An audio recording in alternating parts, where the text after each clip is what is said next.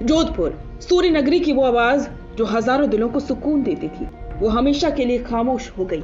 28 जनवरी की वो शाम बोरनाडा स्थित आश्रम में कुछ ऐसा हुआ जिसने राजस्थान की धर्मप्राण जनता को हिला के रख दिया। प्रसिद्ध कथावाचक साध्वी प्रेम बाईसा की संदिग्ध मौत ने कई सवाल खड़े किए।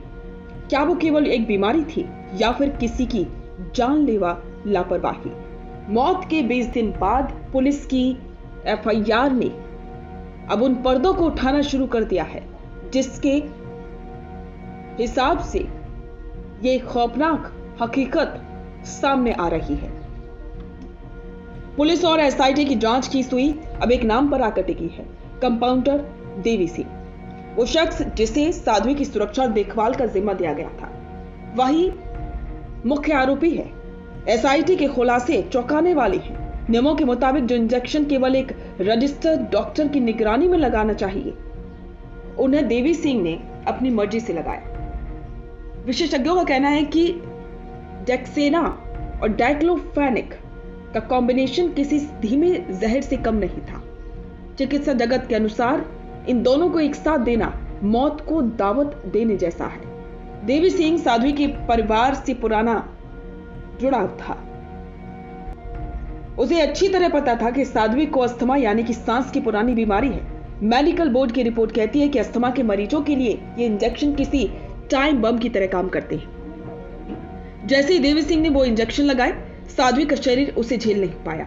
चंद मिनटों में ही स्थिति बिगड़ी और एक तेजस्वी आवाज हमेशा के लिए शांत हो गई। सवाल यह है कि जब एक अनुभवी नर्सिंग स्टाफ होने के बावजूद उसने इतनी बड़ी रिस्क क्यों ली? क्या उसे अपनी सीमाओं का पता नहीं था या वो किसी के इशारे पर काम कर रहा था?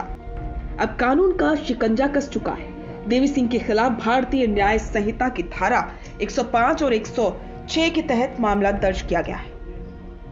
ये धाराएं लापरवाही से हुई मौत और गैर इरादतन हत्या की श्रेणी में आती है। यदि दोष साबित होता है तो आरोपी को 5 साल तक की जेल और भारी जुर्माना भुगतना पड़ सकता है। पुलिस अब इस बात की भी तहकीकात कर रही है कि क्या देवी सिंह को किसी ने उकसाया था। एसआईटी ने पिछले 20 दिनों में साध्वी के पिता, रसोइये और अस्पताल के कर्मचारियों से मैराथन पूछताछ की। इस केस में एक और पेचीदा मोड़ है। साध्वी के इंस्टाग्राम अकाउंट से उनकी मौत के कुछ ही घंटों बाद एक पोस्ट शेयर हुई जिसमें अग्नि परीक्षा और इंसाफ की बातें लिखी थी। आखिर वो पोस्ट किसने की? क्या साध्वी को अपनी मौत का अंदेशा था या फिर ये सब एक सोची समझी साजिश थी? वैसे तो ये भी सामने आया था कि साध्वी के लिए वो पोस्ट उनके पिता ने ही करवाई थी, लेकिन हकीकत का अब भी सही पता किसी को नहीं है। एसआईटी ने पिछले 20 दिनों से लगातार पूछताछ की। साध्वी प्रेम बाई साहब हमारे बीच नहीं है, लेकिन उनकी मौत के पीछे के सच का बाहर आना बेहद जरूरी है। क्या एक कंपाउंडर की मनमानी ने एक चमकता सितारा बुझा दिया या फिर पर्दे के पीछे कोई और है जो डोर हिला रहा है? जोधपुर पुलिस की एफआईआर न्याय की दिशा में पहला कदम है। राजस्थान की जनता और साध्वी के लाखों अनुयायी आज एक ही सवाल पूछ रहे हैं, क्या प्रेम बाईसा को इंसाफ मिलेगा? रुकिए और जरा ध्यान से सुनिए। क्या आप हमारी इन खबरों से अपने व्यापार को भी बढ़ाना चाहते हैं?